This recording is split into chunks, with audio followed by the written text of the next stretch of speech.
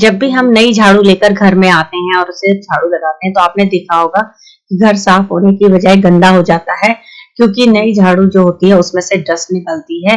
तो उससे जो होता है वो घर जो होता है थोड़ा गंदा हो जाता है। तो जब भी आप नई झाड़ू लाएं तो आपने एक काम करना है, एक ताला लेना है और उस ताले पे पहले आपने उसको बंद कर देना है, लॉक लगा देना उस पे। और उसके बाद एक आपने पुराना बैग लेना है, तो बैग के अंदर झाड़ू को इस तरीके से डाल देना है और उसके बाद जो ताला लिया था ना मैंने, वो उससे उसको प्रेस करना है हल्के हल्के हाथों से। तो इससे क्या होगा, जितनी भी उस पे डस्ट होगी ना वो सारी उसी बैग के अंदर झड़ जाएगी। और अब जब आप झाड़ू लगाओगे ना तो घर गंदा नहीं होगा। तो जब भी नई झाड़ू लेकर आए ना तो इस ट्रिक को जरूर अपनाना। तो इस तरीके से जो है वो घर साफ सुथरा भी रहेगा। हम लेडीज जो होती है ना घर की साफ सफाई पे तो बहुत ज्यादा ध्यान देते हैं, लेकिन थोड़ा सा ना अपने लिए लापरवाह हो जाते हैं। तो चलिए आज एक फेस पैक बनाती हूँ। और यहाँ पे मैंने 1 चम्मच लिया था बेसन, और जिस चम्मच से मैंने बेसन लिया था ना उसी चम्मच से मेजरमेंट करके 1 चम्मच दही लिया था। तो दही जो होता है ना हमारी स्किन के लिए बहुत अच्छी होती है। और यहाँ पे उसके बाद ले लिया था हल्दी। तो यहाँ पे पिसी हुई हल्दी ना लेकर यहाँ पे मेरे पास ये साबुत इस तरीके से हल्दी थी, इसको मैंने अच्छे से पहले कूट लिया था। और जरा से लिया चुटकी भर, क्योंकि अगर ज्यादा हल्दी डालेंगे तो फिर पीलापन भी आ जाता है। तो चुटकी भर जरा सा हमने हल्दी लिया है और वो इसमें मिक्स कर दिया। अब उसके बाद लेना है हनी। जी हाँ, हनी भी हमारे किचन में इजीली मिल जाता है। और हनी मैंने लिया था 1 चम्मच। और ये जो मैंने सारे जो भी प्रोडक्ट लिए ना इनको अच्छे से मिक्स कर दिया है। और उसके बाद अब इसको अप्लाई करेंगे अपने फेस पे। अगर आप पार्लर वगैरह नहीं जा पा रहे हैं तो घर में ही इस तरीके से हम अपने फेस को क्लीन कर सकते हैं। और मैं वैसे पार्लर में नहीं, घर की इन्हीं प्रोडक्ट का यूज करती हूँ, तो ये बहुत ज्यादा इफेक्टिव होते हैं। और पहले तो आपने इस पेस्ट से ना अपने चेहरे पे ना स्क्रब करना है। तो हल्के हाथों से आपने स्क्रब करना है, और जहां पर आपको लगता है ना ब्लैक पोर्शन ज्यादा है या स्पॉट है तो वहां पर थोड़ा अच्छे से प्रेस करके हल्के हल्के हाथों से बहुत अच्छे से खुद से मसाज करनी है। और उसके बाद आपने थिक लेयर इसकी, जो ये फेस पैक बनाया था इसकी थिक लेयर लगा देनी है। और फिर इसको रखना है थोड़ी देर सूखने के लिए। ज्यादा इसको ड्राई नहीं होने देना, क्योंकि ड्राई होने से एकदम स्किन खींचती है। तो हल्का सा जब आपको लगने लगे ना कि ये ड्राई हो गया है, उसके बाद इसको जो आप पानी है उससे धो लीजिए।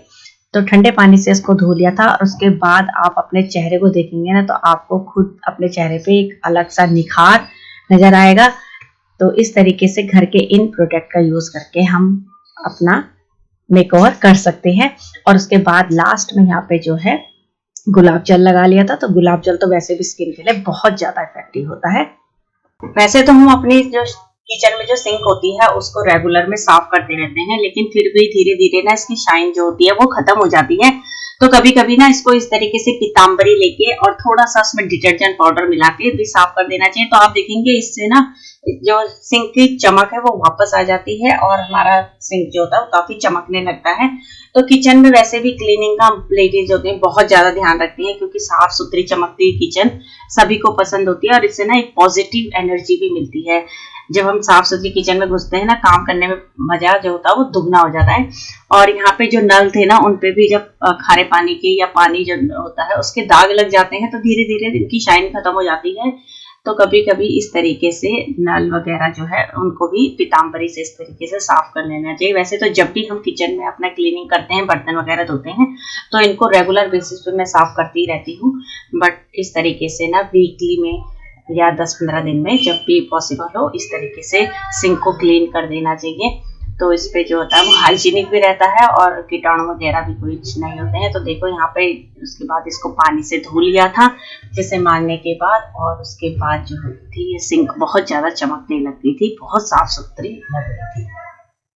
चाय तो हम सभी के घर में बनती है और एक दिन में पता नहीं कितनी बार चाय बन जाती है, क्योंकि चाय जो होती है हम सभी की फेवरेट होती है। तो चाय बनाने के बाद जो बची हुई पत्तियां होती हैं उनको हम क्या करते हैं, या तो फेंक देते हैं या फिर अपने प्लांट्स में डाल देते हैं। तो प्लांट्स में डालना भी एक बहुत अच्छा ऑप्शन है, क्योंकि एक बहुत अच्छी मैन्योर का काम करता है। लेकिन आज मैं आपको इस बची हुई चाय पत्ती का एक और यूजफुल उपाय बताऊंगी। तो क्या करना है, जो चाय पत्ती होती है ना उसको पहले अच्छे से धो लेना है साफ पानी से, कम 3-4 पानी से उसको धो दो। उसके बाद 1 गिलास पानी लेना है और उसको ना बॉईल करना है। तो जब ये अच्छे से खौलने लग जाए ना, इसको सिम आंच पे बॉईल करना है आपने 2-3 मिनट। और जब ये खौल जाए तो इसके बाद इसको वापस गैस से नीचे उतार दो और इसको ठंडा होने दो। उसके बाद इसको छान लेना है। तो आप देखेंगे कि जब हम इसको छानेंगे तो 1 गिलास पानी था, तो वो जो है उसको जब हमने खौलाया तो वो कम हो गया और वो आधा गिलास रह गया। तो अब मैं आपको बताऊंगी कि इस जो ये हमने सॉल्यूशन बना रहे हैं इसको हम कहाँ पर यूज करेंगे, बट उससे पहले इसमें हम अभी थोड़ी सी कमी है, वो है इसमें हम जो विम लिक्विड जेल होता है ना उसको डालेंगे। तो 1 चम्मच यहाँ पे विम लिक्विड जेल हमारे घर में इजीली मिल जाता है, उसको डाल लेंगे और उसके बाद जो मिक्सचर है इनको अच्छे से इसमें मिक्स कर देंगे।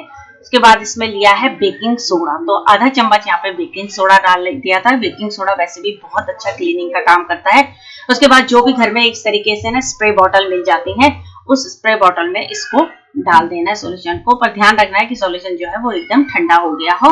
और अब इस बॉटल में इसको आप स्टोर करके रख दो और जब भी आपको क्लीनिंग करनी हो तो इसको आप इस्तेमाल कर सकते हैं। अब मैं बताऊंगी कि आपको इसको कहाँ इस्तेमाल करना है। तो इससे हम करेंगे अपने जो लकड़ी का जो फर्नीचर है, जो खिड़की दरवाजे और जो ग्लास की जो जितनी भी चीजें हैं ना, उससे हम इससे सॉल्यूशन से साफ करेंगे तो आप देखेंगे उनकी चमक जो है वो बहुत ज्यादा हो जाएगी और जितनी भी उनमें डस्ट वगैरह जितनी भी गंदगी जमी होगी ना वो सब इजीली निकल जाएगी। और स्पेशली जो कांच के होते हैं ना खिड़कियां वगैरह या कांच के बर्तन है, तो अगर हम इस सॉल्यूशन से उसको साफ करते हैं तो वो कांच के जो बर्तन होते हैं, कांच की जितनी भी आइटम है वो चमकने लगती है।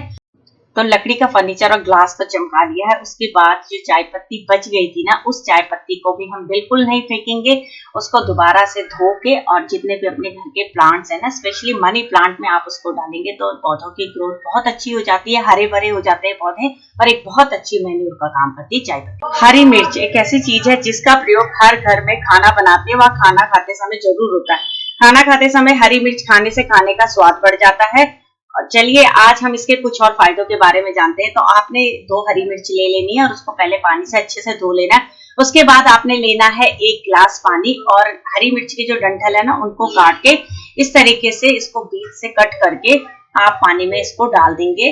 और अब आपने इस पानी को रात भर जो ये हरी मिर्च है ना इसमें भिगो के रख देनी है। रात भर इस पानी को आपने ढक के रख देना और अगली सुबह आपने इस हरी मिर्च के पानी को पीना है। तो ये हरी मिर्च जो होती है बहुत ज्यादा फायदेमंद होती है शरीर के लिए। हरी मिर्च में आयरन, प्रोटीन, कॉपर, पोटेशियम के अलावा विटामिन ए, B6 और C पाए जाते हैं और हमारे डाइजेस्टिव सिस्टम को भी ये बहुत अच्छा करता है। लेकिन आपने ध्यान रखना है कि जब मॉर्निंग में आप इस पानी को पियेंगे ना तो आधे घंटे तक आपने कुछ नहीं पीना, खाना पीना